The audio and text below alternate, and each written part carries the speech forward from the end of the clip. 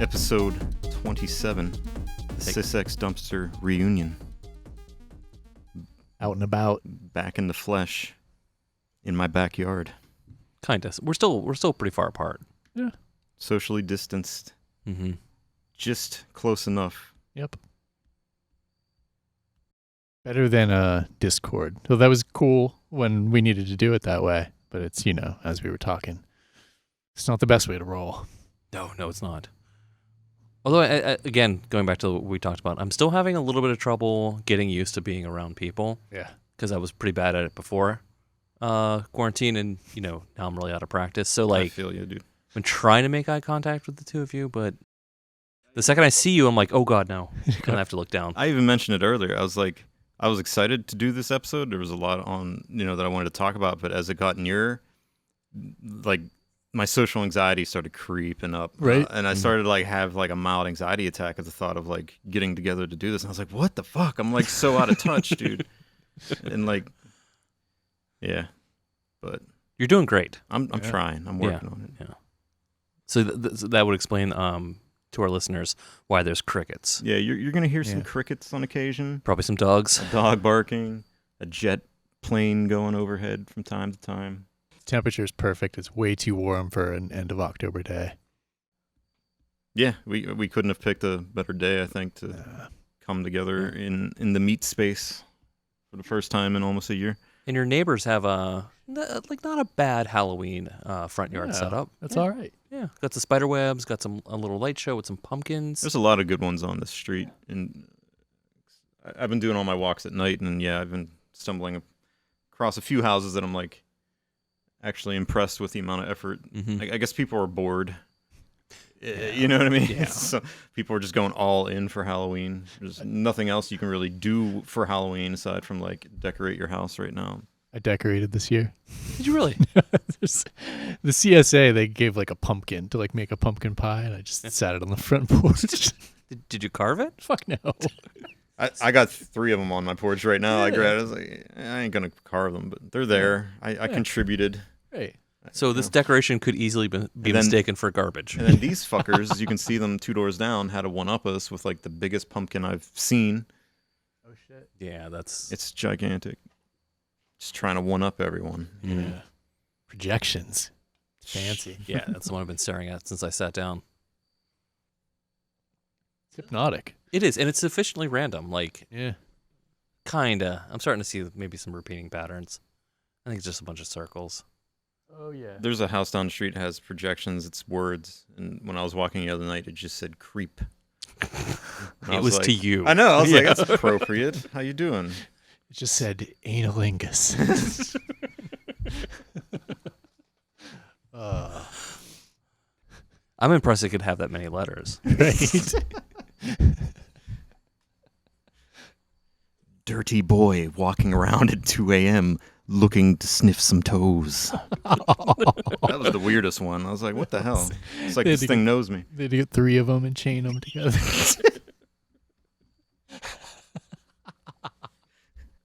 Off to a good start. Yeah. I like it. Wow. So you can't get this type of interaction through No, Discord. We got to be in person for this shit.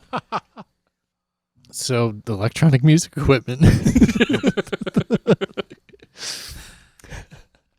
So what? How long's everyone's lists? I've got a few things. I feel like I probably have the shortest list, so it doesn't seem to make sense for me to go first. Greg, how long's your list? You said you had a lot. Not a lot. Just I had 3 main topics, but I felt like I was passionate enough about them that it would stir some probably lengthy conversation.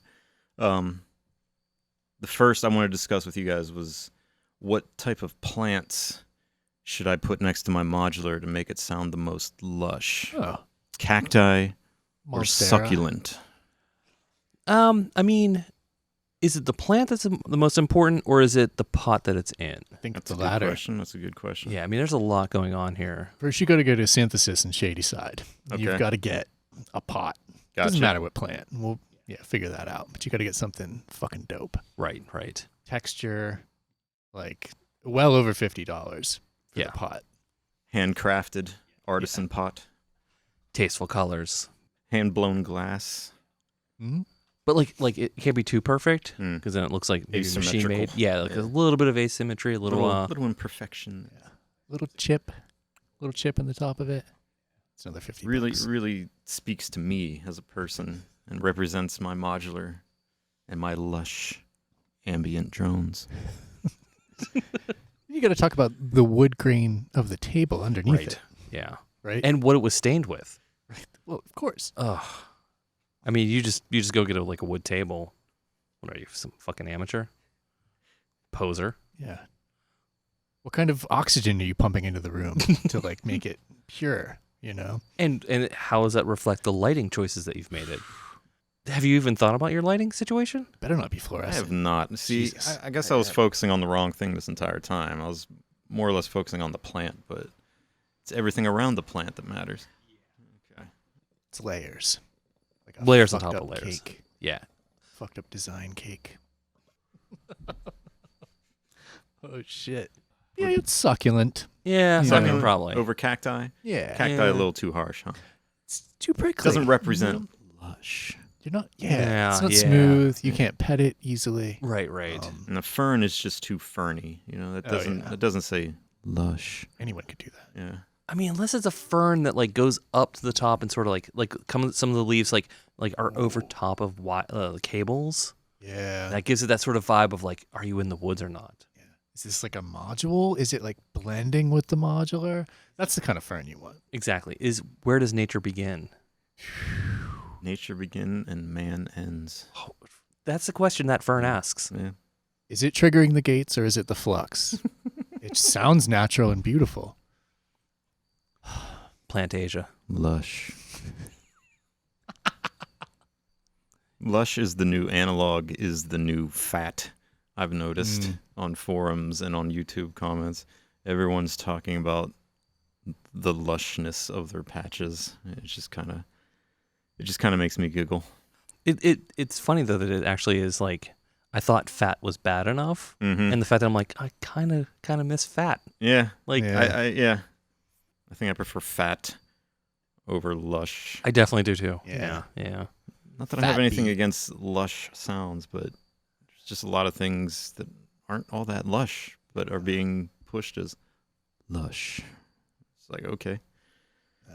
When did the modular demo become ASMR?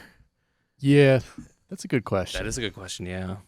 If there's an abundance of that stuff. Yeah. Yeah. No more technical demos or patches that show off a variety of sounds. It's all about the lushness. It's being in that reverb. Do you feel the fucking reverb around you?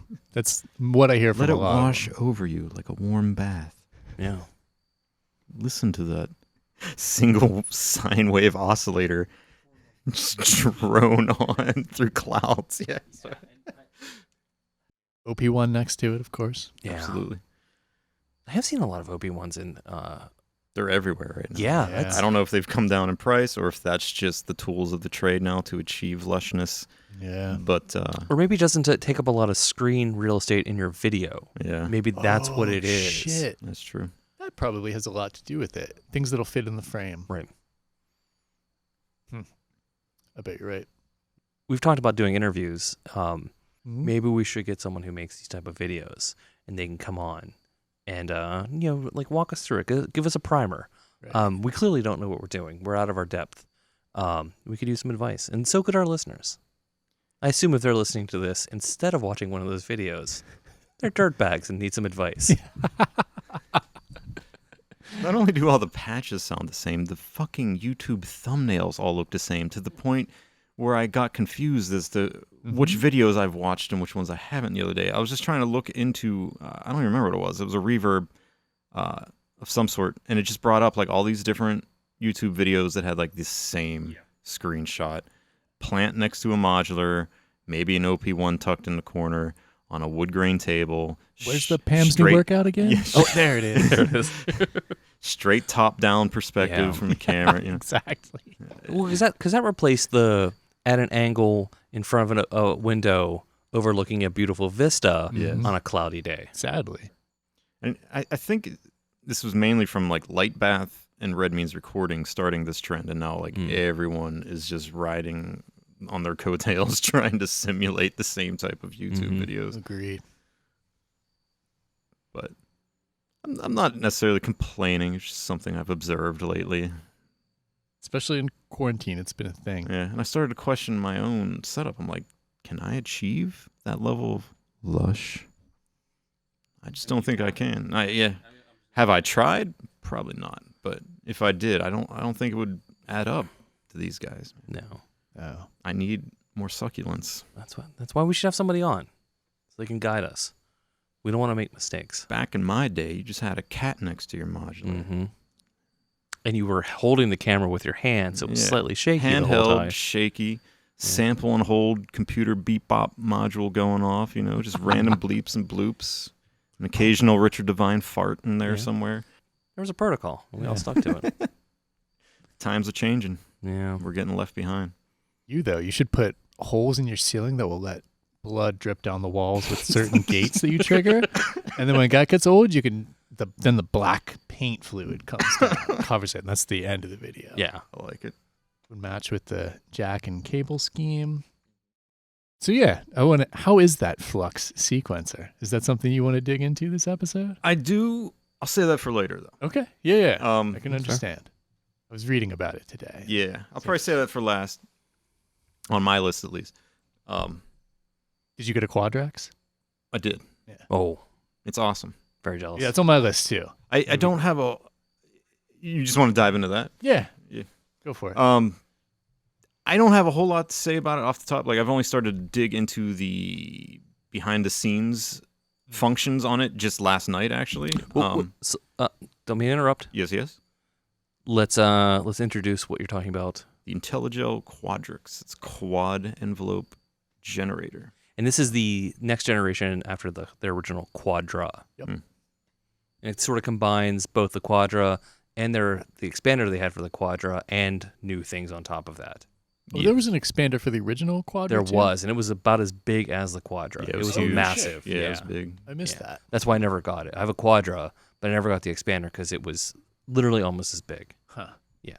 So go on, the Quadrax. I got it mainly as a companion to my Flux. I wanted more envelopes because that thing just kind of, it's like peas and carrots, Sure. generating envelopes with the Flux. And I knew you had spoke highly of it, so I was like, all right, I'll give it a shot. And I'm using it in like every patch now over the last week. Even just with the surface level functions, it's pretty great. As a standard envelope generator, it does LFO bursts, which I think is fucking awesome. Yeah, the burst generator is really cool. Mm-hmm. Especially with the Flux. Yeah.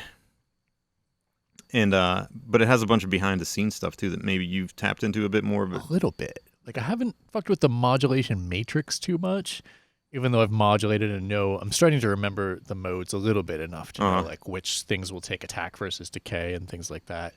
One of my favorite things is just sending like the top channel a trigger and then having the rest of them just do, like different modulations using that trigger at different like offsets. So you get like 4 different fucked up modulators. And I love it for that. That's the one thing I haven't. Oh my God, who's honking their horn? Someone's car alarm. We did not guess this on the list of things that was going to interrupt us. We didn't say car horn. Shit. God damn that. Let's give that a second. Hear that, everyone? I still don't know why people fuck car alarms. Are pointless, but I saw someone in the parking lot the other day still had a club on their fucking steering wheel. I was like, are you shitting me? Like, what year is this? But anywho, yeah, that's actually the one thing I haven't dove into is the daisy chaining of the channels. yeah. I've fucked around with like the the modulation matrix a little bit, and it's pretty sweet. It's definitely not something I'm going to memorize anytime soon, though. Same here. I'm going to have to like constantly refer to the manual. So those of us who don't have this, what is this modulation matrix and how do you configure it? Basically, each channel has a CVN that you can route to any parameter, and I think any channel if you want. So you can have like one channel with like 4 CV inputs going to it if you want. Oh, wow. And it's all done with like key combos. There's no like surface level way of configuring this. So what are the destinations? Attack? There's a lot. Yeah. Okay. Attack, decay, like speed of the modulation if it's in LFO mode. I think the shape of the modulator. But it's pretty cool. Like I don't know. I didn't know that I needed another function generator, but I'm glad that I got it. Yeah, it's a great one. At first, like I had a weird experience with it, and then I got it and was like, oh, I almost wish I had the Quadra, because that Quadra's flat. There's no complexity to it really. Right, But then if you just push through to understand the colors a little bit, then it becomes a little clearer. And sometimes if you don't know, it's just like hit the color until it does what you would expect it to do, kind of thing. Mhm. So it's just pushing through it. It became much more useful to me. How does it respond to getting a gate while it's still within the function? How does it handle being interrupted? That's different. There's actually under the hood things that you can change in regard to that too. Oh, cool. Like burst mode, for example. If you go into the hidden menu, it's like a hidden global menu. You can change by default. The left knob will be changing the pulse width of the burst, but there's a secret mode you can get into where it's going to like re-trigger the burst instead of doing that when it receives a new gate. Gotcha. So yeah, it's all dependent on the mode and what global options you have. It gets pretty deep. Yeah. Damn. And it's not that much bigger than the original Quadra. Yep. I may be getting rid of my Quadra. This sounds amazing. Did you get the expander? I did not. I didn't even know it existed until I was reading the manual. I was like, oh, okay. It's fun, but it's not essential at all, I would say. It's nice in that I have a source of like all these gates that are triggered to the rise and fall of these envelopes or these modulators, right? But is it crucial? Nah. I would take it out if I needed space. Mm-hmm. It's not mandatory. It's just nice. Yeah, I might get it in the future. As I have that row configured currently, though, it's like maxed out. Like right. It's 84 HP across, and it fit exactly an Elequencer, the Flux sequencer, and the Quadrax. Like they're just that's sick. It filled up the whole row, and I was like, that's perfect, Yeah. So, but if anything ever gets shifted around and I can squeeze the expander in there, I'll probably get it. Wow. Yeah. So it sounds like you're sold. Yeah, no regrets so far. Same. Still a lot of exploring I need to do with it, though. Mm-hmm. Are they updating it frequently, or is this basically what you have? I don't know. I haven't checked. Yeah, I haven't checked. I mean, Intellijel isn't really known for pumping out firmware updates unless there's like a crucial bug to fix. Right. You know what I mean? Like even the Rainmaker, you'd think like that would be a module that'd be getting a lot of like add-ons and things like that, but I think it's only received like one major update over time. I never had a Rainmaker. I always just kind of assumed there was this like secret thread of updates to Rainmaker. Yeah. Not really. There were a handful. Yeah. That is really surprising. Yeah, mostly just fixes too. Mhm. Yep. Some additional like mod targets and other features, like randomizing the randomizations. I think was a later one. Jet plane. That was on the list. That was on the list. Yeah, we called that one. So you re-upped on the Rainmaker. I did. Yeah, it's back in there. Nice. Yeah, I missed it. And now it's back in every patch again. Even, there was a time where I was trying to trim down this, the large modules in my rig, and That's why I got rid of mine. it was good for a while, but there's just nothing out there that really does what Rainmaker does. Yeah, You know what I I mean? agree. You'd have to have a lot of modules to get there, and it still wouldn't be the same way of doing it. Yeah. So I missed it, and now it's back. Did you get a used or a new? Used. Nice. Yeah, I did a trade, I think. Oh. But I can't remember for what exactly. Yeah, I did a lot of rearranging with the modular over the last couple months since our last episode. A lot of things have changed in there. I noticed. Yeah, because you've been posting videos on Instagram, and at one point I was like, "Holy shit, I don't actually recognize this." Yeah. Yeah, it's gotten a lot of renovations. You mentioned that you got some carbons. Mine now is in basically every patch. I fucking love it. How are you warming up to them? Sounds like you got a lot of them. I got all that I could get, which was one. Wait, what? They are gone, dude. They've been out of stock for months. The only one that I did get popped up used on muffs, and I grabbed it within like 10 minutes of it popping up. Damn. Yeah, it's just insanely out of stock at the moment. Oh, that's a bummer. It's everything I liked about the Polaris initially in like like a quarter of the size, Yeah. and with more functionality, Yeah, and more flexibility. Like instead of just on-off this asymmetrical distortion on the Polaris, you instead have 3 saturation modes and an optional fucking wave folder. Also, remember that saturation. That's just the button for those different modes. You can send CV at whatever level you want. You actually have more granular control over that saturation control. It's just the button gives you, off, quarter, 75, 100. But like if you want to send it CV, you can. You can send it an offset. You can. Yeah, you have pretty good control over it outside of just those modes. Yeah, I think WMD knocked it out of the park with this one. Like, not only does it sound good, which is the most important thing when it comes to a filter, in my opinion, and the resonance is nice, which kind of wasn't on the Polaris. I always kept the resonance kind of scaled back because it just didn't do it for me. But it's all, you got your multi-out 4-pole and then your individual outs all crammed into 4 HP with wave shaping and all that on top of it. Like, that was such a nice extra feature to just toss in there. Like, I feel like, if it's a workhorse and it's going to be in my opinion, an essential tool, you know what I mean, in any compact setup. And I was even talking about that last time in the idea of that is now in my live setup. The concept of a live setup now at this point is kind of funny, but when I was using it, I'm like, this is that missing piece that this is the stuff I wanted for live modular that I didn't know until I got it. It just lines up so perfectly, especially being able to switch modes, having that different sort of hold it until you want to. It clearly put just an incredible amount of thought into it. I'm still impressed, even though I already said I was impressed last time. Yeah, it was your review that sold me on giving it a shot. I always feel bad whenever I encourage someone to get something and they're like, oh, that was terrible. At first I was like, I don't need another filter, and then I thought, due to the size, that it would probably suck.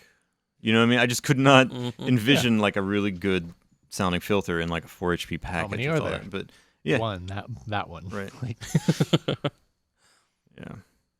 But eventually, my plan is to get 3 more, so that each BIA has its own dedicated filter / wave shaper / saturation. I'm excited for it, but yeah, out of stock. Yeah, that's a bummer. Because you talked about it, Dave. Yeah. And everyone bought it up. My influencer. Yep, you're an influencer now. Hit up WMD. Get them free carbons. Even if I just got a sticker, that'd be cool. Speaking of WMD doing cool shit, they finally are releasing black panels separately. Yeah, I saw for all their stuff. Yeah, that's cool. Yeah. So my silver Trashmaster that has been an eyesore in my rig for years now will soon be black. Very excited about that. Also, Intellijel, you want to make $1 million? Yeah, easy money, Intellijel. I know there's probably whole aesthetic things, but then the knobs won't match and all this shit. Just I don't have your knobs on there anyway. Yeah. I already switched those out. Don't worry about it. Make the black panels. Or should we just start that business? Well, everyone has, and then they stop doing it. Yeah. You gonna sue us, Intellijel? This is It's come at me, bro. It's a phone call. If you don't respond, we can do it. Oh, I see. You didn't say not to do it. If they're going to do anything, I would really like them to start remaking some of those 1U modules that they can't seem to make enough of. That's for sure. On top of making some black panels. But for the 1U modules and every other one. Yeah, the only other WMD silver modules I have are the Pro outputs, and I messaged them about that, and they said that those will be available in a couple weeks. Well, that's cool. Are they going all the way back to the Hadron Collider and I don't know. Gamma but there's wave? A lot available right now, just out of nowhere. And for a while they said they weren't going to do that. Right. They're like, yeah, we're offering black versions moving forward. That's a wrap. We're not offering separated panels, which bummed me out. And then I just happened to look at their website to see if carbons were in stock, and then I stumbled upon a whole section of black panels now, and I was like, holy shit. Well, even because a lot of the new modules have come out with black panels, and their video is that sort of make noise black panel style, and it looks boss. Yeah. So it's a really good aesthetic. And Erica had that techno system that they were using for a lot of their demos. It just looks cooler. It looks good. It's easier on the eyes too. Yeah, Like, that's it's so why the 5U easier. systems are black. It Right. just looks a lot better. Can't imagine like a big white 5U system. That's like fucking disgusting. I got a black BIA and super glad. Like I can't believe that I thought I didn't need a BIA for a while because it's just that fucking crucial. But man, those jacks suck. Yeah. I'm Oh, sorry, but those are really tough to the point where I'm like, oh, is the module broken? What's going on? It's not working. It's like, no, I just needed to like really push it in a lot harder because it wasn't in all the way. And it's like, So those are the same shitty jacks that are on the Versio right. that I don't like. And I guess at least from what people were saying on the forums, it's a what are they called? People that like build modules for people. Yeah, builders. Builders. Yeah. It's a specific place that is doing that called Electrosmith. Oh, they make modules. Yeah. Well, apparently Electrosmith made these latest noise engineering ones, and all the latest ones like the BIA and the Versio feature those jacks. And a lot of people seem to be unhappy with them. And at first Noise Engineering was saying like they just need broken in, but I've been putting my Versio through its paces and those jacks still suck. Yeah. I even tried like they're like angle the jack and then move it through, and I like did that, and I'm like, okay, this is 0% better at this point. Right. And to your point, I've probably bent this jack a little, which I don't care about, but Yeah, I almost knocked my modular over trying to plug something into it. Because, you know, my cases are like freestanding. Yeah. Like, it just wouldn't go in. I was like, what the fuck? Like, I have to grip the back of the case to push it in the rest of the way. And I have a module from Qubit, the Surface. Same thing. Those jacks are the same way now. And their stuff wasn't like that previously. So maybe they're also going through Electrosmith. I don't know. someone made some cheap jacks. Yeah. Mm-hmm. And someone even pointed out on Muffs, they're like, look, this about the Versio, they're like, this module's like $400. That's by no means cheap. So like, why do these knobs feel like the cheapest, worst knobs money can buy? Yeah. But yeah, I have to agree. So wait, how are you using yours? Like a synthesizer. Yeah, so you're using it as part of a drum setup. That's the main purpose, but yeah, I use them for synth lines too. I Okay. use them from everything. That's why I decided to Right. get four of them because in my opinion, they're a fucking Swiss Army knife. You know what I Yeah. mean? Of like sonic potential. They nailed it on that. Classic. Wait, what other parts do you have for your drum machine? Your modular drum machine? Well, like I was saying, the BIAs, the Flux as like the heart of it, the carbon, and I'm using other filters now in place of, you know, a lack of other carbons. You still have like a handful of plats though, right? Yes. Yeah. And I'm using those not so much in my drum machine setup. Those are just Oh. more like synth stuff that I'm doing. Okay. Things like that. You used to rock the FM mode on those quite a bit. for I drums, did. right? And in the last record that I finished, that's on there heavy, the FM mode. I was using the plats in FM mode quite a bit. Wait, Craig, what record are you talking about? It doesn't have a name yet. Wait, I thought you were talking about this, the one you put out. No, I was talking about the split with Kevin. Oh, I thought you were talking about the stress signal. No, I honestly, my brain was in a weird place when I made Distress Signal, and I don't remember most of how I made it. So I'm happy with how it turned out. sounds but fucking amazing. I don't fucking remember what I did to make those two tracks. To be Sometimes honest, it'd be like that. Though. Yeah. yeah. But thank you. No, it's that's- astounding. Yeah. uh-huh. No. Yeah, I guess I can give a shameless plug. I have a new album called Distress Signal. It's a 2-track album out on Bandcamp. The proceeds go to the Navajo Nation COVID Relief Fund. And it's Pay What You Want. And it was mastered by fellow Muff Wiggler Hermitech Mastering.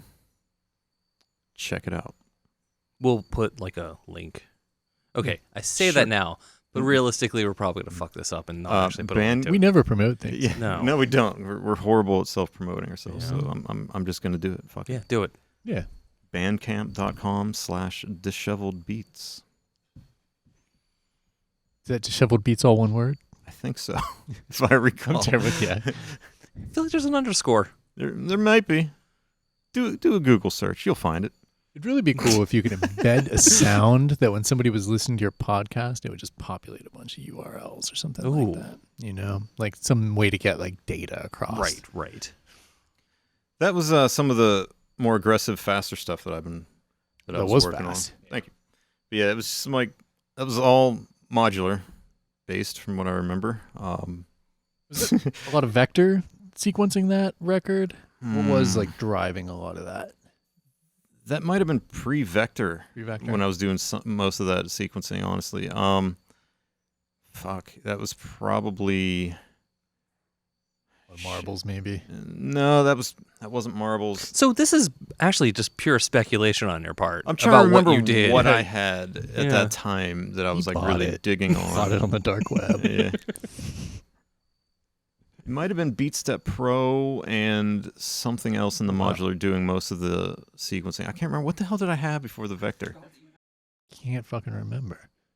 Oh, the Erica. Yes, the Erica thank one. you. Yeah, with the clunky buttons. That's what it was. 9 buttons. That's what yeah. it was. Yeah. That was me digging in on that thing. I could talk about the acid saga and its conclusion. Because you started talking about it last time. I did. Yeah. And I thought I was done. I thought I was just going to use what I had or maybe get the TB03, which I won't do. But one of our listeners, shout out Frozen Reeds, was like, check out the TT-303 Mark II, which was from Cyclone, who, used to be kind of infamous for cloning shit back in the day, Cyclone the name. But anymore now, they're kind of, I don't know. I think they made a great product in the TT-303 Mark II. Very high quality, like case. The case is really nice. It's got like a metal back panel. It's like, I like the LEDs and the colors on it. It sounds fucking right. For being twice the price of a TD3, it completely fucking destroys it in my mind. And that they actually somehow managed to like clone the sound that I'm going for. And I don't know. It's like just all sweet spots. I've loved it so far. It has the nice benefit of having a raw oscillator output of, pre-filter, pre-anything that you can send into the modular. It's got some nice functionality in the back, patching out like accent outputs, CV output, gate output. Between those, it's almost like having the modular 303 that I wanted. If I can just take I was taking the raw oscillator output, putting it into the System 8810 module and filtering it again and layering it on top of the 303, or just like having those two weave within each other. And it's like, okay, this is what I wanted with an XOX heart or something like in the modular anyway. That's awesome. I didn't know it had all those CVs. That was, I thought that was going to be like, oh, it's got an oscillator output. And it's like, no, that's actually one of the coolest fucking things about it. It's got swing, like it's got variable gate time for the steps. There are two buttons. One's called mute and one's called hammer. And those, all they do is make slightly softer, or the hammer like pushes the notes forward in the sequencer.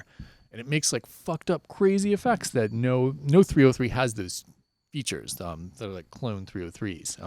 Nor do they have the gate time feature. I fucking love it. Like it's. I saw that hammer button take it on over a 303. Yeah, I had no idea what it was meant to do. I just assumed it was like an accent or something. Yeah, I thought it was. It kind of like it like shoves the sequence forward a bit, and that plus the accents makes it like. And you can record that. You can go into edit mode and just record the amount of that on each step. And it's all like. You can do like kind of classic step recording 303 style. You can do the TB3 style where you can just real time input it. The one thing is it doesn't have like a metronome out, so you've got to, and we're no like indication of progress, so you've got to kind of like guess.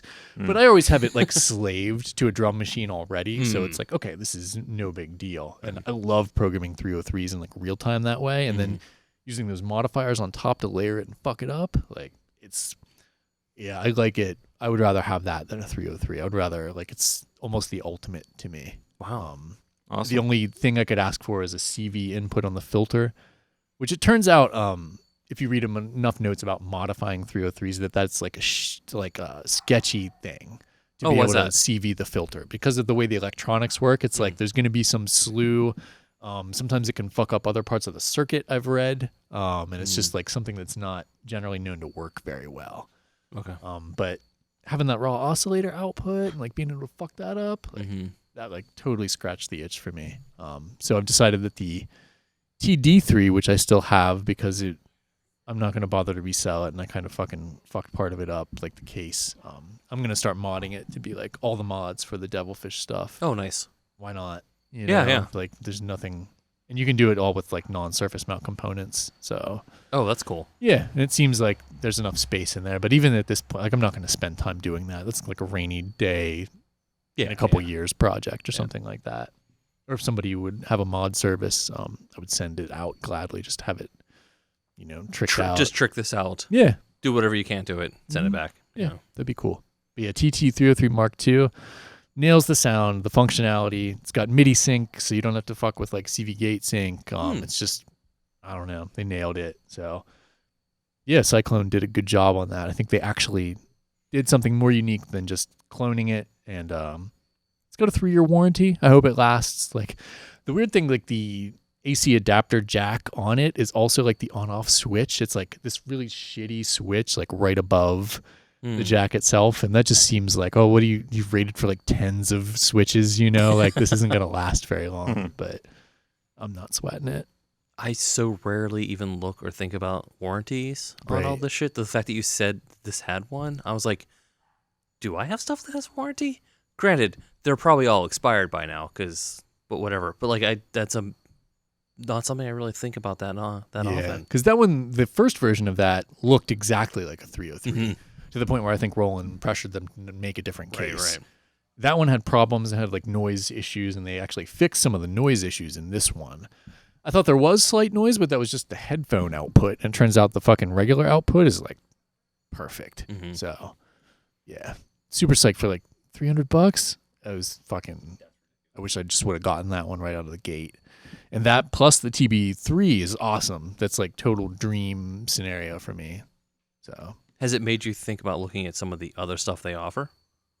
yeah, they do the CR78 clone and the 606 clone, but I'm not excited. I've never been excited by the 606 unless there was somebody making one that could be changed a lot. Like, and the new boutique one does not look appealing to me at all.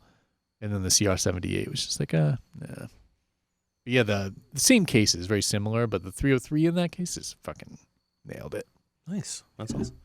So is this the end? Is this the end of the acid saga? Yeah. Okay. I'm confident of that.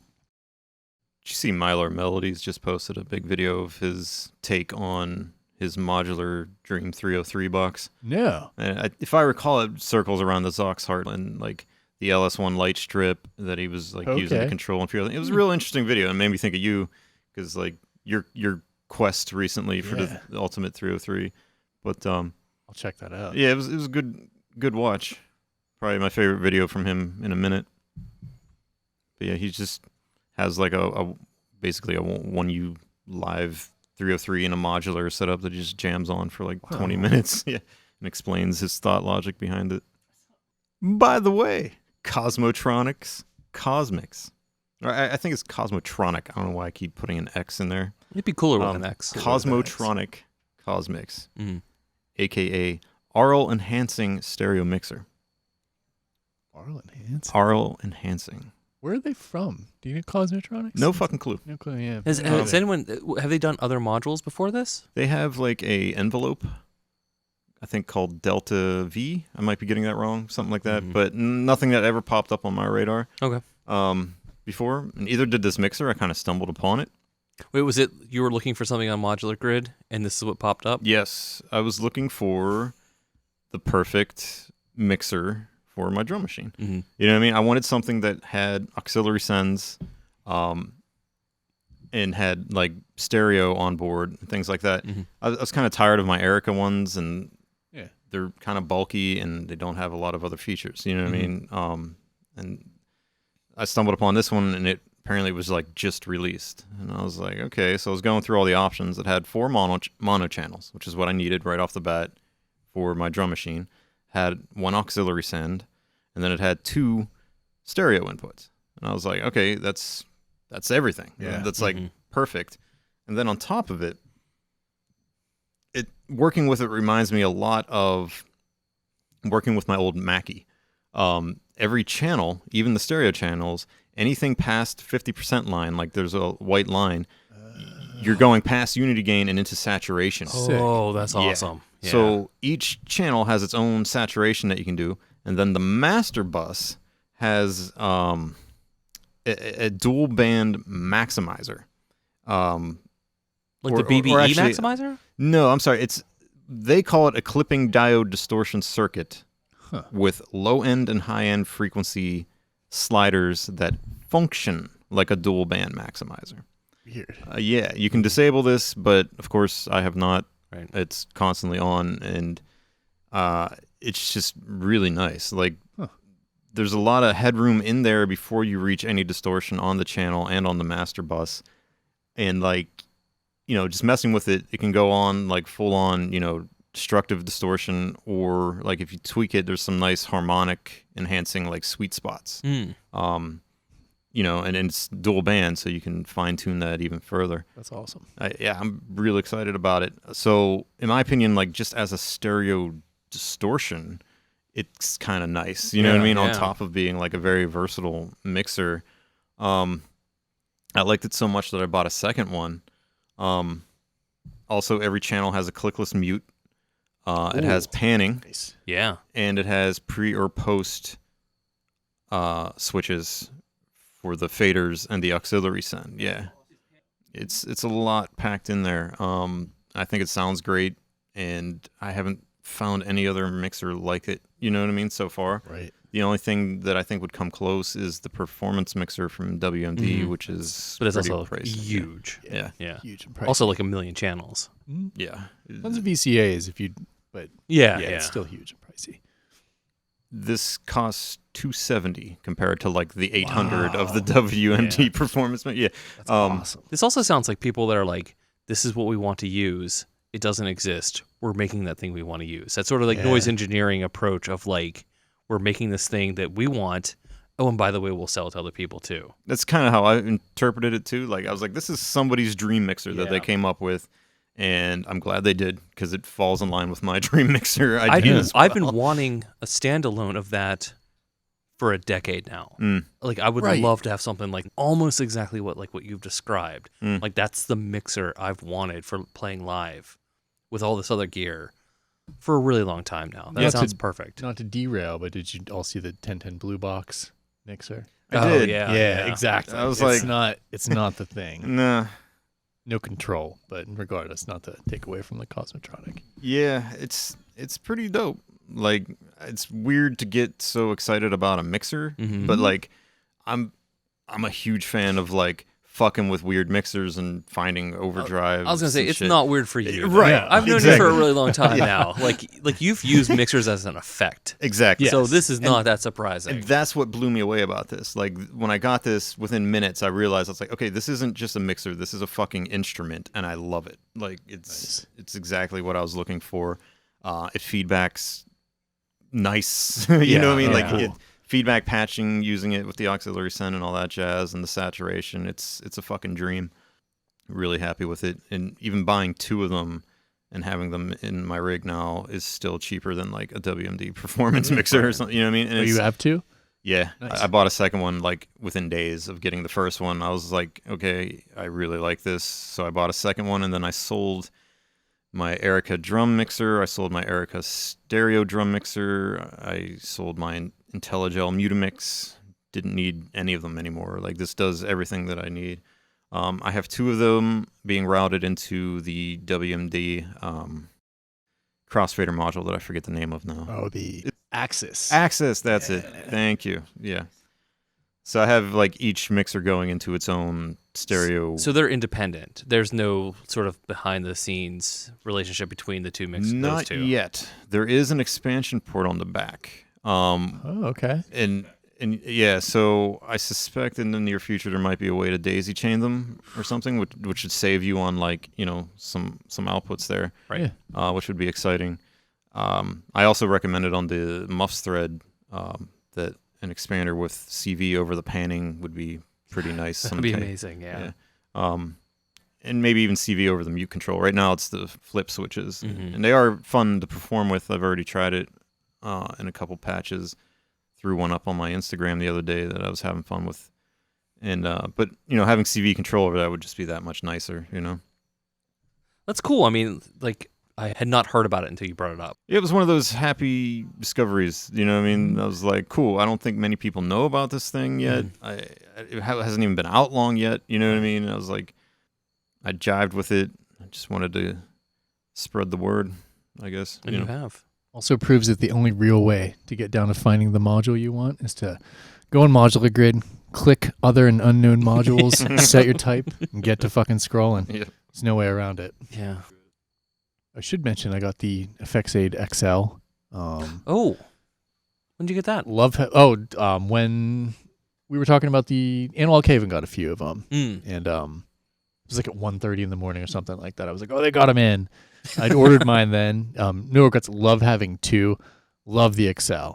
Having the 3 CV inputs and not having to think about assigning, that's like actually kind of gold. High recommendation for that just on the CV inputs. Yeah, I actually have them right next to each other right now, so I can run one into the other if I want just like a delay reverb or something. But I love still have them on the stock firmwares because you can take them both in the same firmware and just slightly alter them and then have 2 patches through them. That's a lot of fun patching wise for sure.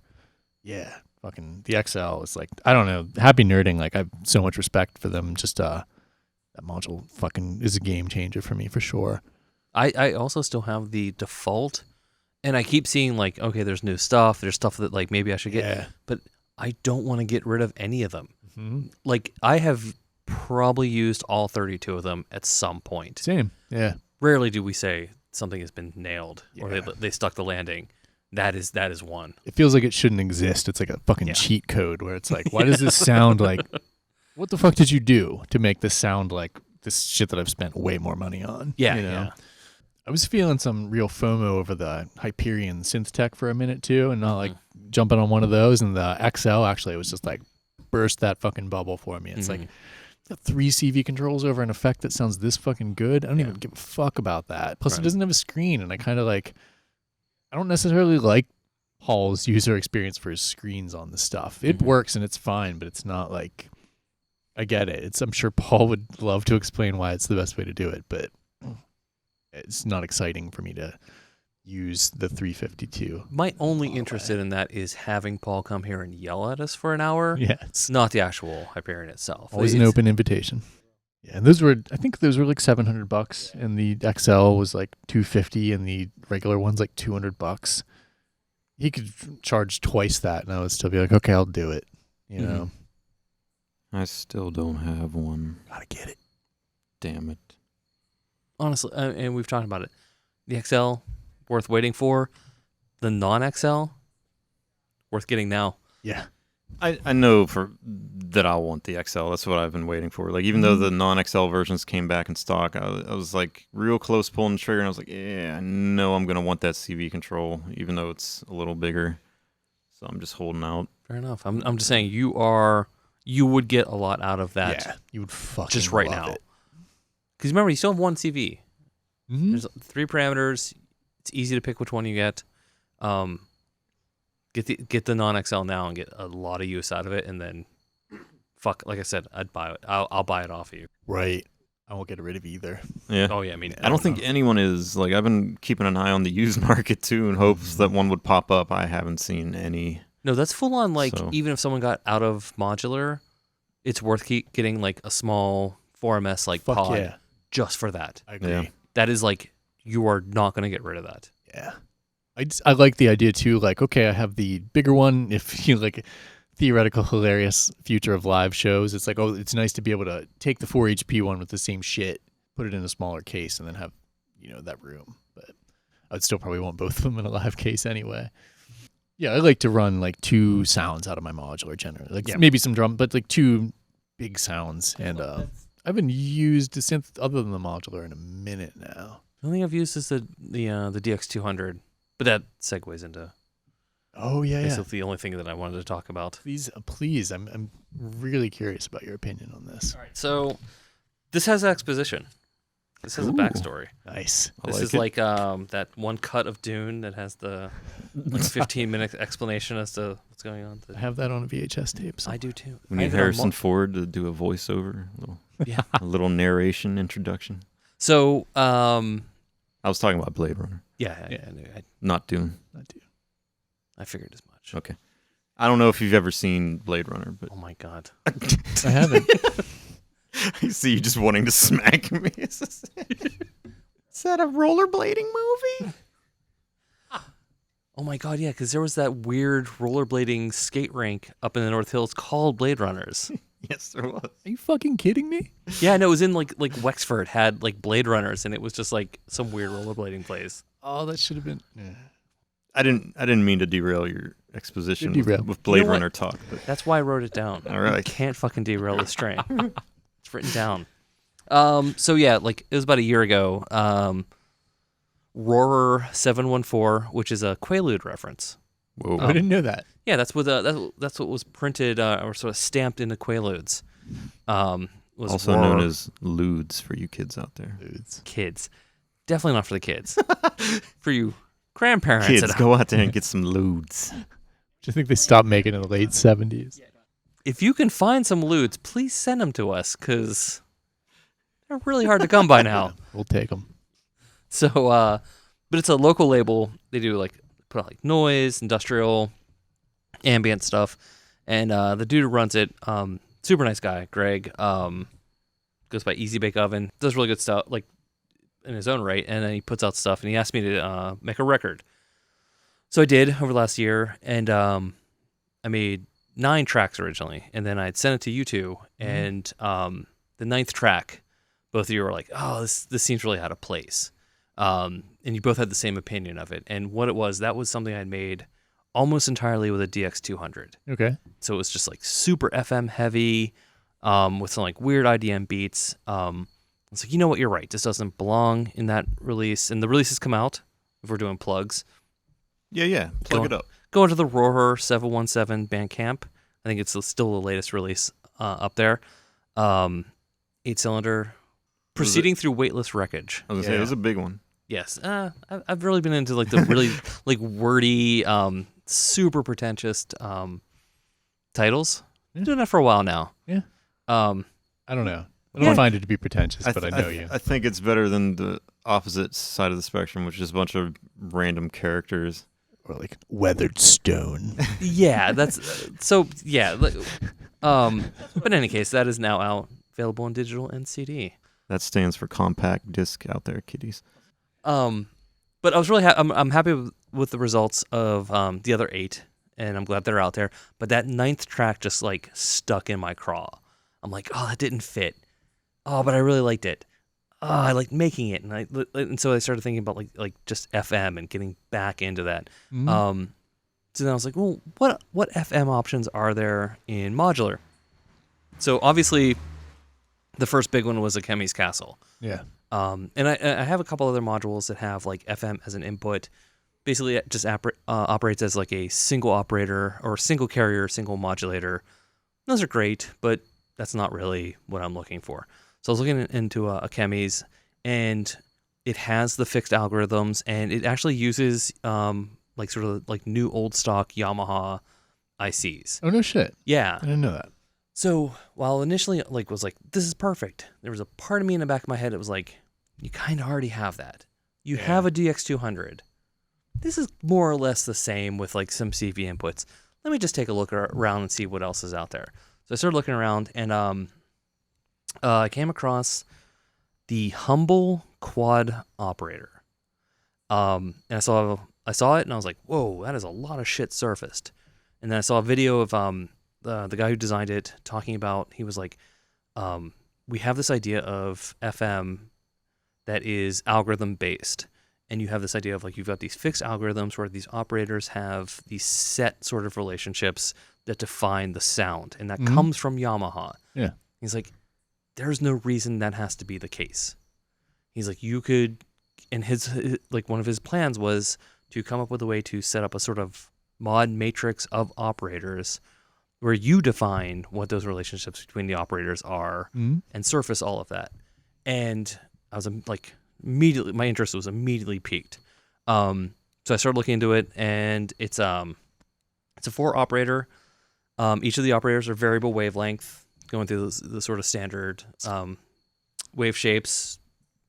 So basically from there, that's where things start to get off the rails. There's an individual output per operator, which ends up being a really interesting addition. That's cool. Yeah. There's also a fifth operator, which is just an input. And so you think about it like combining the fact that the other 4 have outs, process them, and feed one of them back in. Mm. Oh. Yes. Okay. All of the operators have their own VCA associated with them.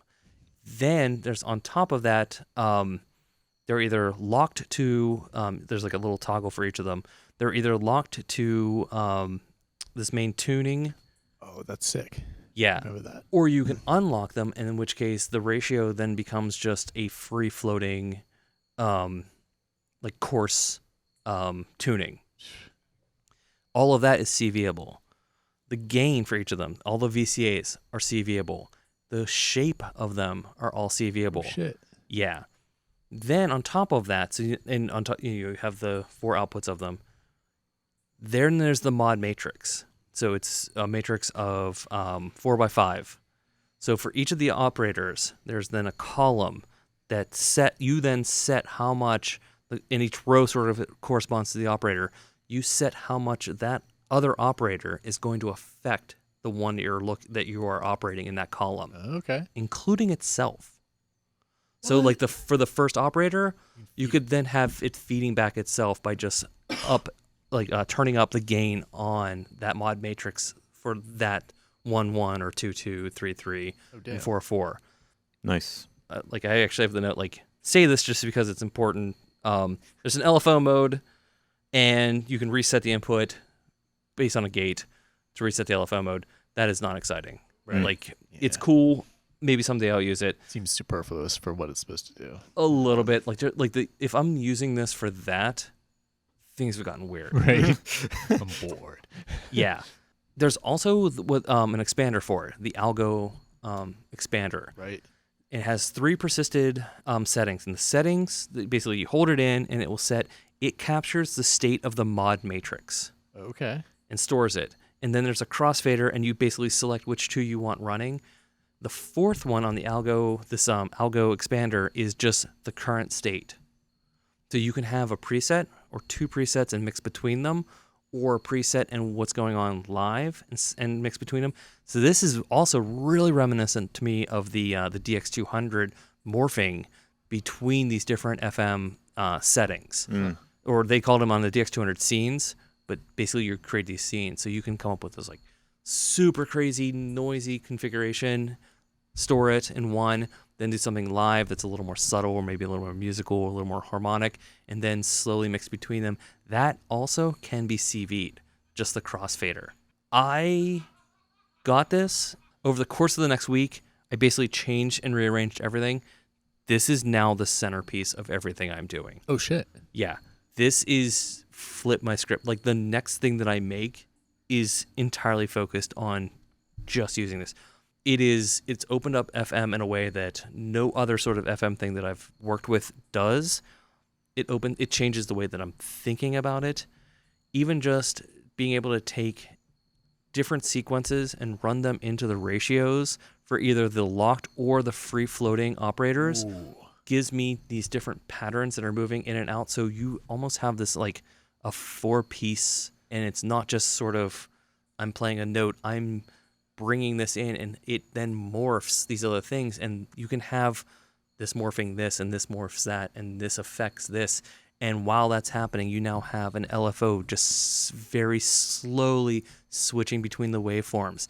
Then on top of that, you can have a sequence of VCAs where things just disappear for a while and then slowly come back in. I fucking love this module.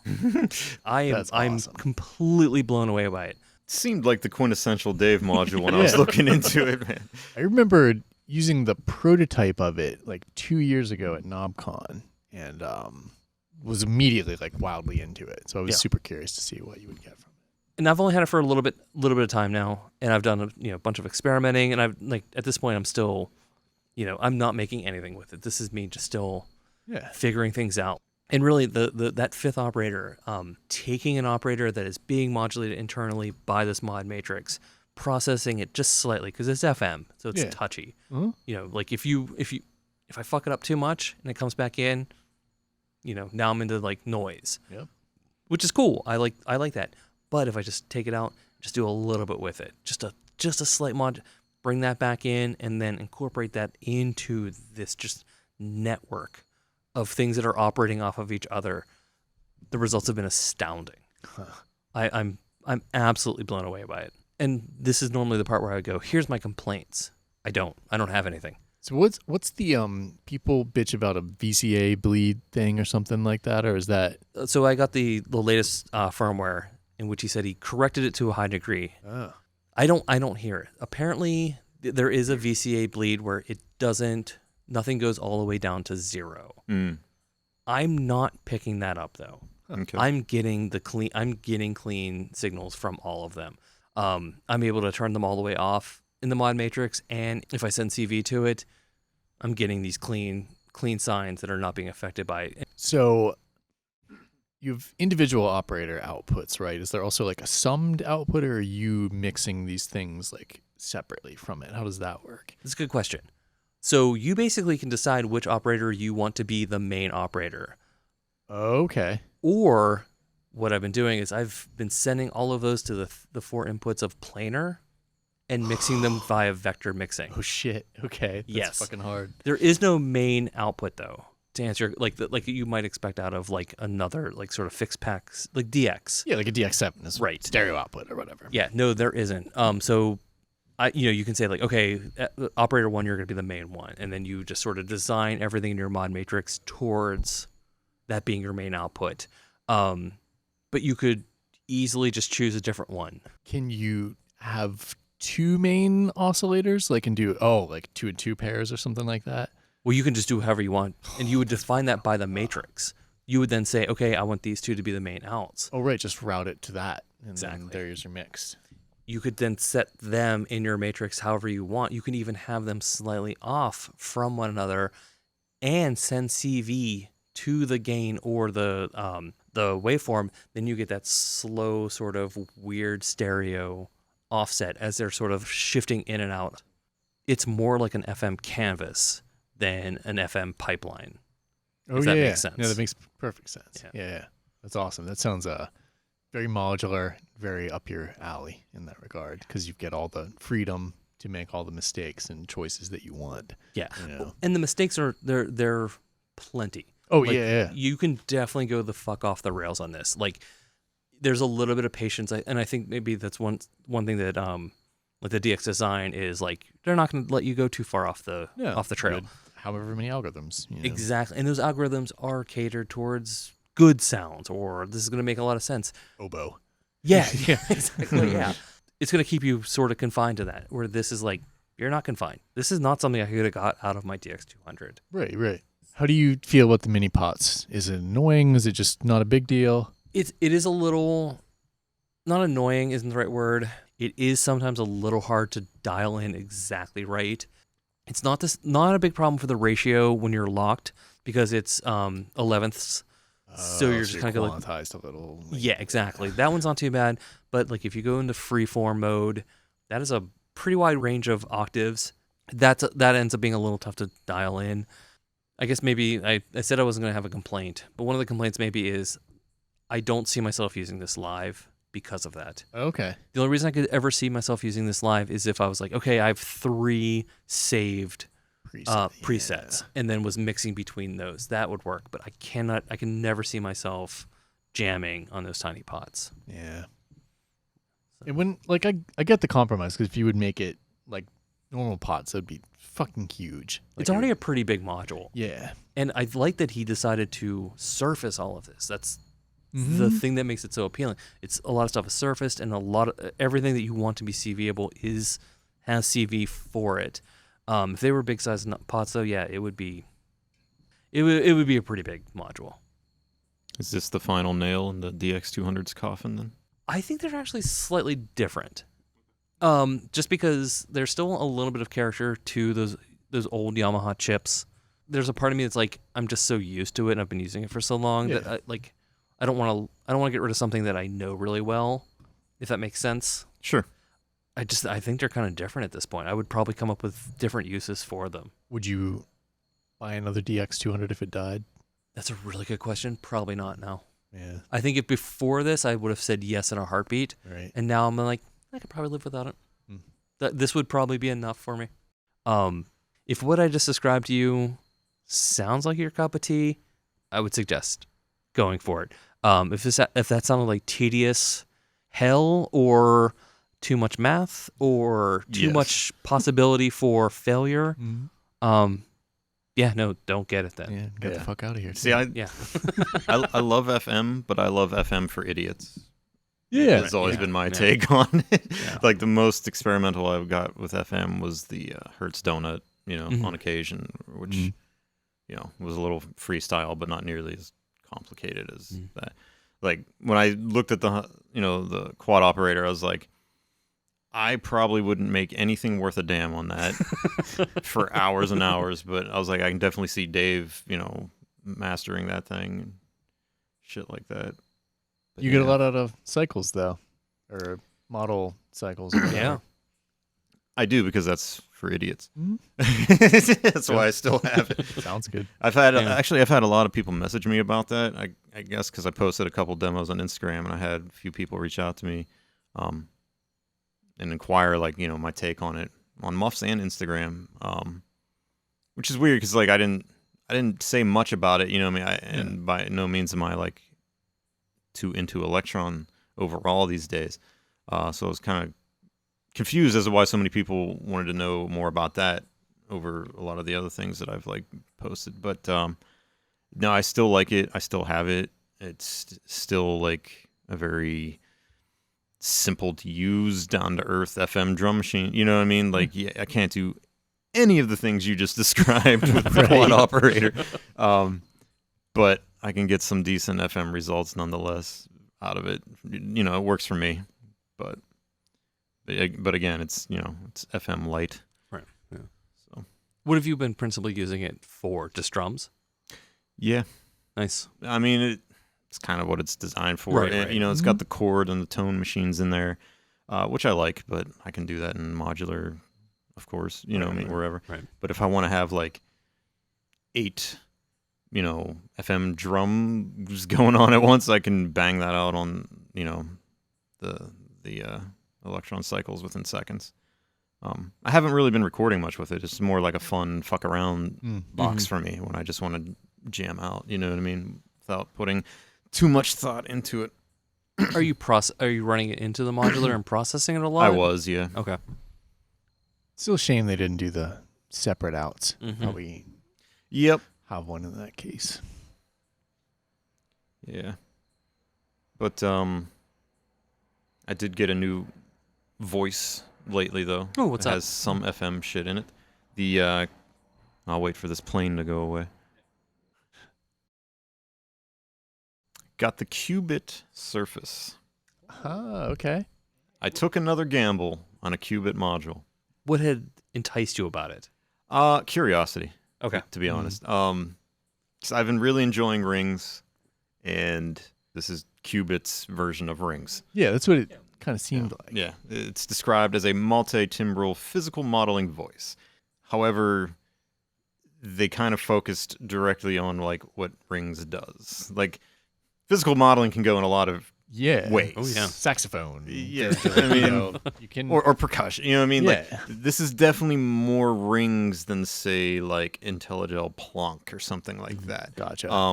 But there is some similarities between both rings and Plonk within Surface's feature set. I think they did a good job though of making it feel unique and not just a complete rings ripoff. Mhm. They tried to push things a little further. The voices, for example, the multi-timbral aspect, it can go up to 8 voices, whereas rings caps out at 4. Oh, okay.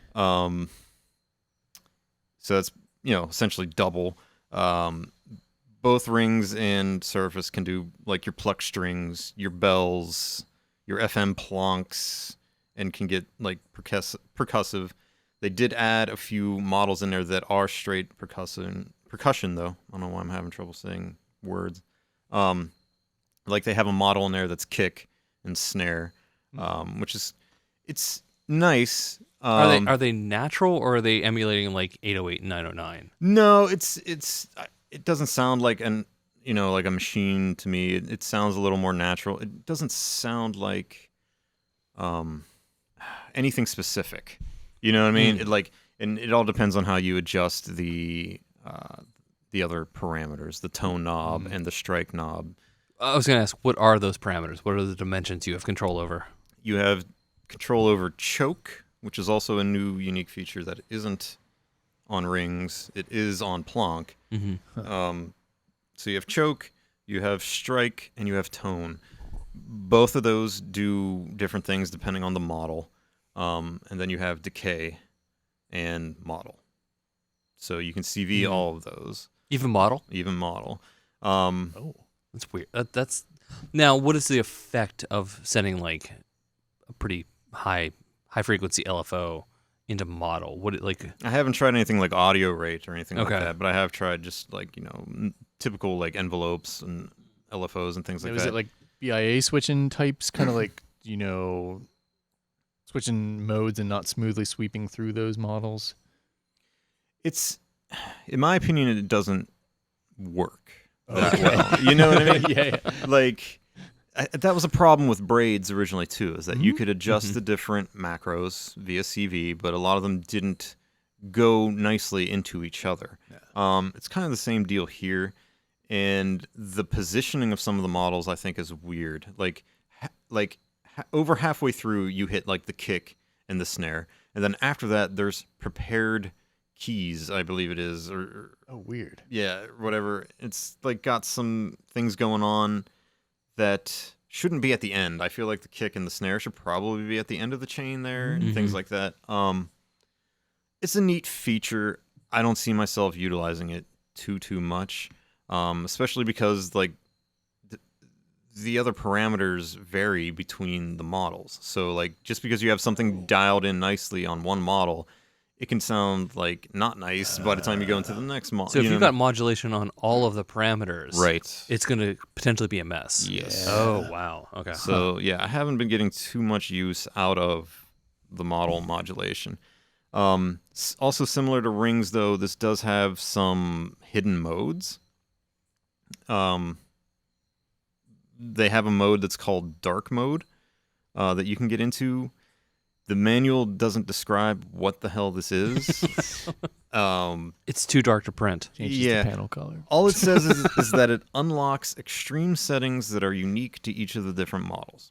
Oh, it's a loudness button on a boombox. But it Loudness. doesn't sound louder. It just seems to change some of the models and how they react to strike and tone.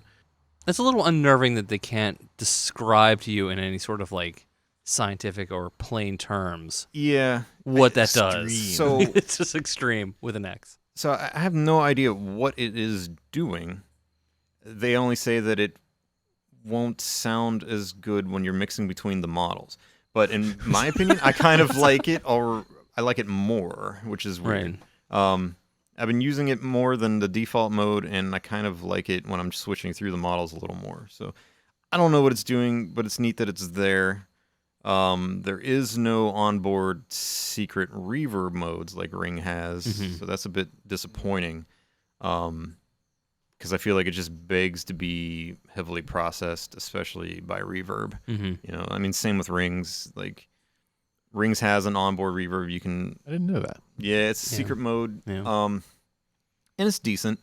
But I usually opt for a different, reverb module, anyways. But sometimes, like, it's nice to have both. Is it like the Clouds verb, kind of? Kind of, yeah. And it does have secret modes similar to Rings that will adjust the panning of the output. Like, gotcha. For example, you could have like different hits going at random, coming out of left, right, things like that, instead of just like a straight hard pan and things like that. Rings has some secret modes like that also. So yeah, definitely a lot of similarities there. But so how have you been using this so far?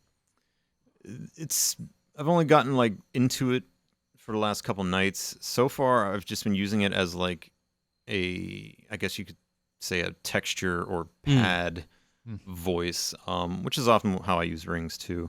It lacks the input that rings has, to route, external sounds through the resonator. Yeah.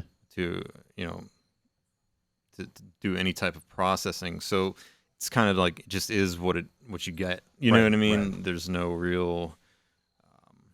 You can't use it as a processor, which I like to use rings for a lot. Do you still have a rings? I do. I got rid of one to make room for Surface. Like I was having trouble choosing. I kind of like both of them, so I just decided to keep both. Surface have you been running ring. Surface through rings? I have not done that. Didn't really feel necessary. You know what I mean? It seemed a little redundant, but I have been running it through clouds. Go figure. Right. Of course. That's why I need the cactus. That's right. That's why I need some more succulents, and cactuses. Yeah. It doesn't sound as good to me as rings in some ways. Like rings kind of feels like you can go off the rails with it and get some dissonant results that might not be intended. You know what I mean? It feels like you're doing physical modeling with rings. Like it feels like you're getting your hands dirty with that type of synthesis. Whereas Surface to me kind of feels at times like they've made super limited ranges of the sounds you're getting out of it. Like it almost feels like you're manipulating like a sample engine at times. Like, you know what I mean? But you're heavily bounded into these sort of like good sounds or like prescribed sounds. Exactly. Yeah. And it does sound good though. It's just definitely more limited. Like you're not going to cover as much sonic territory as you can with a rings. In some ways that's a good thing though. Like I've been using it when I would just want to dial in something quickly, like an FM drone or strings, you know what I mean? Things like that. Haven't really been using it too much for percussive elements, which I do more with rings. So I feel like it's a nice counterbalance to rings. It's probably the first Qubit module that I've purchased that I didn't immediately have like buyer's remorse or regret over. Right. Yeah. You know what I mean? Like usually their stuff seems good in concept to me, but the end result usually leaves me a bit disappointed. So far I'm digging this. I don't see me like getting rid of it in the near future. I feel like it definitely has a place in my current setup. Another nice feature is that it actually remembers the extra modes when you enable them at power on and off. So you don't, so once you get it in a, configuration that you're happy with, you don't have to dial that back in every time. Is there a way to save presets or any sort of? No. Okay. No presets or anything like that. But yeah, like I made a generative patch with it the other night with it as like the sole voice. And, I was going through, I think, the Joe filter and clouds and things like that. And it just made like some hypnotic atmospheres that I got lost in for like a couple hours. So it's interesting. I'll give it a thumbs up. Your voice though is some betraying hesitation. it's like this. It's a thumbs up. It's not a vertical thumbs up. I hope that they kind of push it a bit further. Like, I hope that this isn't the final firmware. Gotcha. It seems like there's a lot of room for growth there. Are there pins on the back for maybe an expander? I actually didn't check. That's a good question. I don't know of any expanders for Qubit stuff, though. I don't think that's something they typically do. But so if they expand it, should. They fucking should. So if they expand it, you think it's going to be in firmware? It's going to be in software? Yeah, I would like to see more models. Do you have recommendations this year? Here's your platform. You're on a pedestal. I don't. But I feel like if they're already going to bother, they're already going to borrow that much from Rings and Plonk, I feel like they should go all in. Blow it out. And just take it to the next level. I feel like if you're going to bother to put in a kick drum, put in 12 of them. You know what I mean? Because like you really can't get that much out of the model that's in there currently. And it's like, okay, that's a start. Keep going the next route.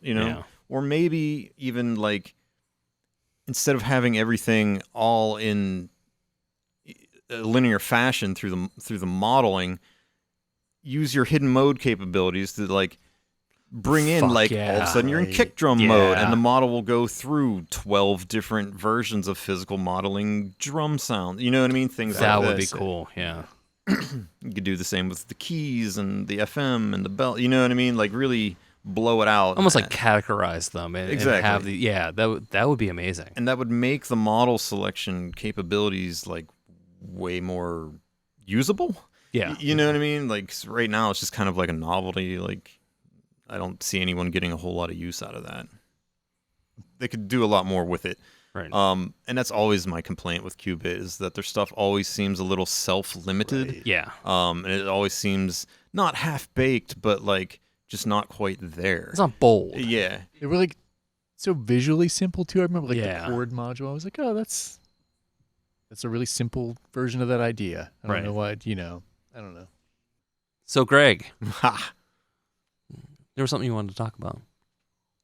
The Flux. Now, which flux are you talking about? You're not talking about the Flux 1. No, sir. This is the IOLabs Flux Temporal Modulation Rhythm Sequencer.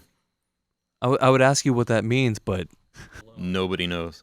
In fact, judging by the current state of the Muff Wiggler's thread for this device, no one knows what the hell they're doing with it, even after owning it. Have you read that? I thread? just saw that today. Oh my I was God, Like, all right, dude. people are confused. One person today asked, so, hey, everyone has had this for a couple weeks now. How are you jiving with it? And like the thread just blew up of like everyone being like, I have no fucking clue what I'm doing. I think one person was like, oh, I'm getting on with it. Yeah. you think they were lying? Maybe. I don't know. They posted a couple videos to demonstrate that they're Okay. having fun with it. I'm somewhere in between. I don't feel completely dumbfounded by this thing, Mhm. and at the same time, I don't feel like I'm fully assimilated into the Flux fold just yet. Right. I've managed to make some fun, interesting sequences with it, but there's a lot of things that I don't have a fucking clue what they do. You know what I mean? What are the things that you're not necessarily grokking with? What are the things that are causing you consternation? There's nothing that's really frustrating me or causing me like setbacks. There's just things that I'm tweaking and I'm getting results, and either I like them or I don't, but I don't necessarily understand exactly what some of them are doing, if I'm doing it correctly. You know what I mean? Like, just Yes. kind of like fumbling in the dark. But it's a fun experiment for me, at least. Well, like, what would be an example of, like, is it a modulation? Is it a step? It's hard to even put into words. Like, this module is unlike anything I've ever messed with before. It's a weirdo. It's strange. But like messing with the curves and then messing with like the VAR parameter of them and things like that.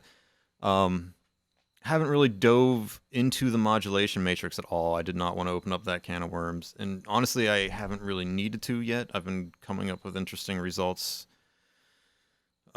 without diving into that. Like, that was one thing that really appealed to me, was like the fact that you could have things, you know, being modulated on your rhythm and things like that, but like you can get enough variance out of your sequence that it doesn't feel repetitive without even modulating anything so far. I could see that.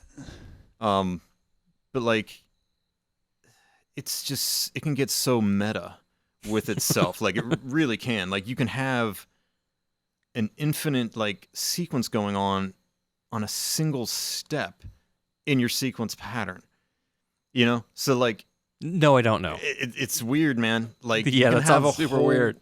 Like, yeah, like 64 steps that are actually denser than 64 steps, because you can condense these things, and it's like 64 steps, but it's on one step. So it's like not steps, it's like points within your curve that are generating like each step type of thing. I'm way more confused than when you started. It's like in the duration of a drum hit, there's 64 hits that'll occur within that. We're talking micro steps within micro steps here that don't even need to follow any type of quantization rules.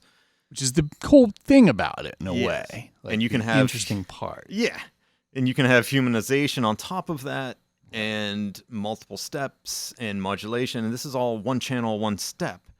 and then you have your auxiliary outs that are all ping-ponging off of your main channel out. You know, I didn't know that. I knew there. I didn't know that's what yeah, they were you can have different delays, trigger delays, I should say, different patterns of trigger delays that are going off of your main output, or temporal sequences that are based off of your main output. So, wow, it's deep. Like, is it just fiddly free jazz weirdo? If you want. Okay, so but like, or do you feel like you still have control over everything, or is it just kind of like I'm letting this weird thing go on its own? I feel like I'm playing with the product of someone way smarter than me. I see. Like I thought I understood rhythmics well. This module has proven me otherwise. But it's exciting to play with. It's it's new territory. I haven't sequenced anything like this ever on any hardware or computer before in my life. Now, does that do the simple stuff simple? Like, could you not that this would be the module to get, but can you start from simple and then get progressively more and more weird and complex? You can to a degree. It doesn't lend itself well to normal. You know what I mean? Like you don't have I mean, it's set up on a grid in like 16 steps, so it looks familiar, like XOX style sequencing. This feels like it might be a ruse, though. It is, and you're not going to go beyond that. Like, there's not like you can't extend that to like 32 or 64 steps. Like, you're on that 16 grid, but it doesn't go beyond. It goes in deeper, like meta within each step. You know what I mean? So that's where it starts to get strange. You're getting into this microcosm of fucking complex rhythms, steps within steps that you can expand or compress down the density. So it's really strange. Like if you wanted to do like a straightforward 909 sequence or some ratcheting, you could dial that in fairly easily, but like it's not the right format for that. You know what I mean? I wouldn't even say it can do the simple stuff simple. It's like more geared towards complex stuff. So if you're going to do something simple, it's not the simplest way. That's for sure. Oh, okay. You know what I mean? Gotcha. Yeah, that makes sense. Like you would want to stick with like a BeatStep Pro or something like that. You know what I mean? Like this thing, it's not an all-in-one. It's not like, oh, I could get this instead of a BeatStep Pro and take things further. Like you're not going to want to do that. That's what I was getting at. Like this is not going to be the ultimate sequencer that you would get that replaces everything. In my mind, you kind of want it when you want to break time a little more. Exactly. Right? Okay. It's about like doing complicated rolls. Sure. Like if you want to call it a roll. Yeah. It's like more than that. Yeah. It's definitely a niche product, and it's going to appeal to very specific types of people. And I think a lot of people may have bought into the hype train, not realizing what that ticket entailed. I wouldn't be surprised if we see a handful of these start popping up used. You know what I mean? Yeah. So as they start popping up used, who would you say should look into this? Breakcore people. People who are into like anything with a complex beat structure. You know what I mean? Like, I wouldn't say this is a techno sequencer. I would say this is someone who wants to make blast beats or integrate it into their fucking metal band like Igor and have like a blend of breakcore and meets metal and fast-paced, complex beats. Anything of that variety. Anything like, it doesn't have to be fast either. You know what I mean? Like I was generating some weird abstract, slower tempo stuff as well, and like spacing out rhythm points within the step. You know what I mean? So like, so how many outputs does it have? Like you've got this sort of like grid. Is it outputting one gate or is it multiple gates? So I tried to cover that briefly. I think in the previous episode, or maybe it was the one before that, when we were just like giving an overview of it, talking about the hype of it. So you get 4 channels. Each channel has your main gate track, and then it has 2 auxiliary tracks, and then it has a CV track for each channel. So in total, that's 16 outputs. Yeah. In total for each channel. So it can get very complex. Like you don't even need to progress to like channel 2 if you don't want, because you have your main and 3 auxiliaries basically on channel 1. Right. So right. Yeah, I would say anyone that wants to dive into, like Nick said, you want to bend time or fuck with it. You know, you want to go faster or slower than your standard XOX style sequencing can typically allow, even with ratchets. You know what I mean? Yeah. You want to go beyond that. But you would expect them to be sending these to envelopes on drums. Absolutely. Or could you think of it going to other things other than that? Oh, yeah. If you're the type of dude who's doing like some seriously deep IDM stuff, you know what I mean? And you got a lot of logic going on. This thing is like kind of like the ultimate sequencer to, I guess, jive with that. You know what I mean? Like you have complex things triggering logic. It doesn't have to be triggering drums. You know what I mean? Like this is a straight up gate sequencer. You don't necessarily want to think about it as the sequencer that is triggering your beats, but maybe triggering your modulations, your logic, your, you know what I mean? Yeah. Being combined in other ways and triggering all kinds of other things that are affecting your drums or even other sequencers. You know what I mean? Like you totally drive sequencers with this thing in weird ways that you normally wouldn't.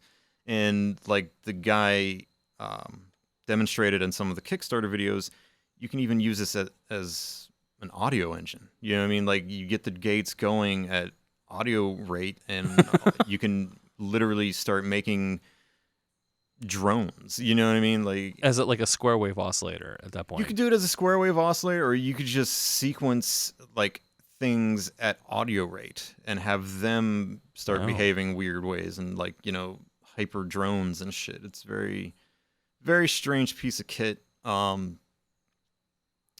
It's weird to describe. Like I've never felt something that felt so immediate and yet so intimidating by the sheer amount of open-ended possibility. Yeah, you know, a lot of power in there. Yeah, I mean, I jived with it like immediately. I was able to dial some stuff in, but at the same time, I felt like I'm not gonna wrap my head around this anytime soon in its entirety. I like it. I have no regrets buying it. It's exactly what I expected and more. You know what I mean? Like I'm not feeling disappointed or frustrated with it like some might be. I felt like I kind of understood what the point was from the Kickstarter. Yeah. And there are a little bit of frustrating things with the firmware itself. Like it doesn't feel like a finished product. That was my opinion of it when I wrote these notes yesterday, and then I saw the designer himself weigh in on the Muff Wiggler thread today and basically said the same thing. He said, you know, this is like late stage beta. There's still a lot of things that I'm cooking up, you know, and he's been listening to feedback in the thread and other people. There's been one firmware release since he started shipping these out, and the next one is close, he was saying. And it's going to add some things that'll make it less frustrating. Like currently in its form, there's like 3 pages of parameters, and there's no way to quickly get from like your first thing on page 1 to the last thing on page 3. You gotta cycle. You gotta go through them. You can't even cycle the pages. You literally have to scroll through everything on page 1, then everything on page 2, and then everything on page 3. Yeah. And included in that is all the quantization options, all the modulation grid shit, and it's like it's a little cumbersome going back and forth. But he's going to add the option when you hold the accelerate button and then scroll, it'll jump page, which will be more efficient. Just little things like that. You know what I mean? Also, when you power it on, it's automatically running and it doesn't remember your clock settings. Like, they're going to change that to remember that at power off. So, like, if I set it to external clock, it's going to remember that, and it's not going to be automatically running when I power it on. Just little things like that that could use some tweaking that he said he's already aware of. But those aren't, like, catastrophic bugs. No, so far it feels stable. It feels well thought out and implemented. You know, I have no major complaints. I haven't encountered any, you know, game-breaking bugs or anything like that. It's just little tweaks that you can tell this thing is going to evolve, you know? Yeah. I would say that is enticing to me and also like completely worrisome though in the same way, because I'm so tired of like late betas that never kind of close out and things that are like, you really couldn't set the bit flag so that it wouldn't automatically play when you turned it on. Like shit like that. It's like, I get it, but it's also like, all right, you got this, dude. You don't want to get involved in another project. Another Fluxus 1, another, you know. Honestly, that's why I just sold the Bebo a couple days ago, too. Oh, yeah? I love the Bebo /Digit. I think we talked about it a little bit. Yeah, we did. Episode. Yeah. But yeah, same thing. Like that, the guy who's making it, PolyFX or whatever, he's been making changes on like a weekly basis. And on one hand, I'm like, that's awesome. Like he's totally expanding on his thing. He's listening to people's feedback. He's blowing it out. But on the other hand, like I don't want to have to relearn this thing every fucking week.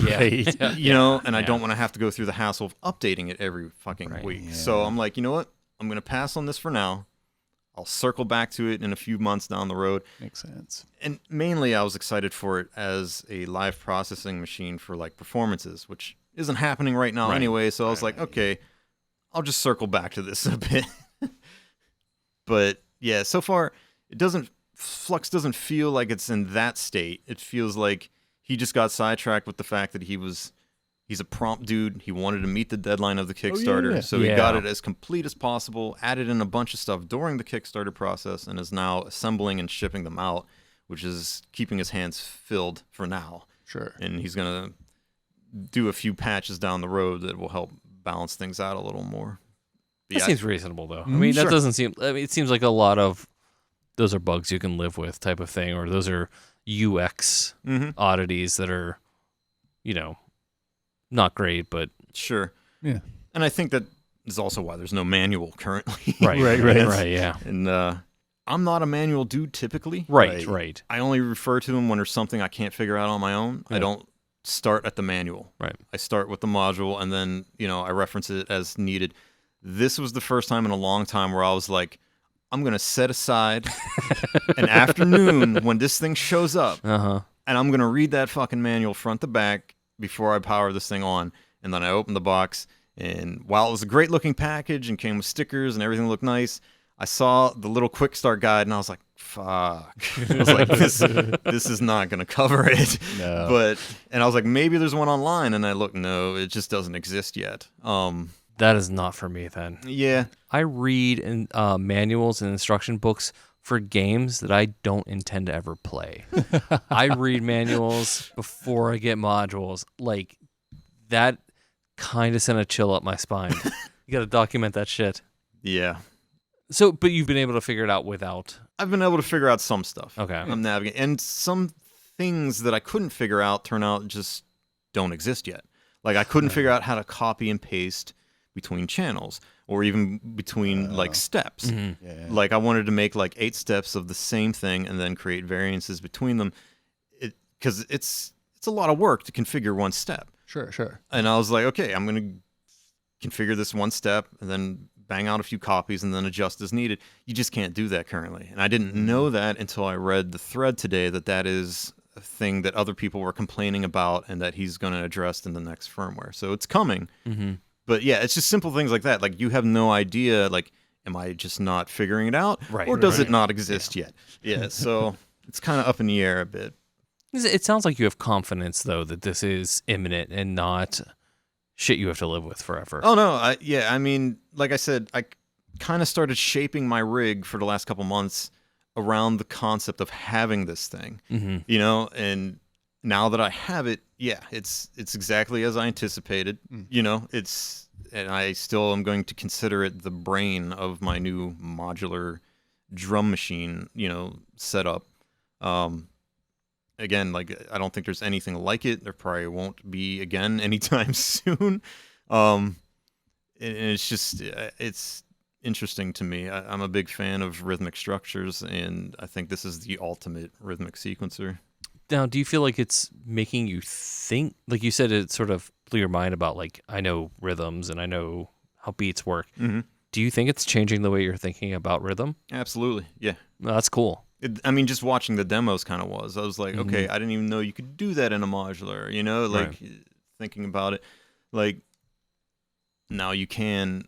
And like I said before, like, I was trying to achieve similar things to what it can do using a lot more modules, you know, over the last few years. And this is an all-in-one solution of logic and gate delays and, you know, curvature and the whole 9 fucking yards. So, yeah, I think it's like the dream sequencer I've been waiting for.